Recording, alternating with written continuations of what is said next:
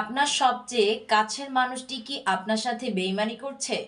এই ৩ টি লক্ষণ মিলিয়ে নিন, না হলে পরে পস্তাতে হবে। নাম্বার ১ অকৃতজ্ঞ।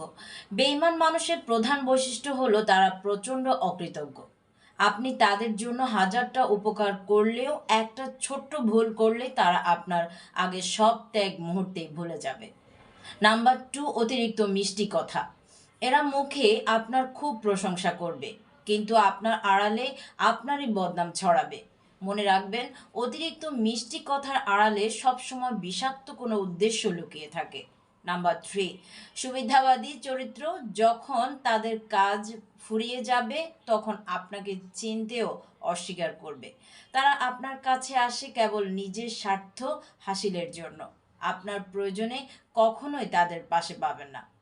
মানুষ চিনতে ভুল করলে জীবন ধ্বংস হয়ে যায়। তাই বেঈমান থেকে দূরে থাকুন, নিজের শান্তি বজায় রাখুন।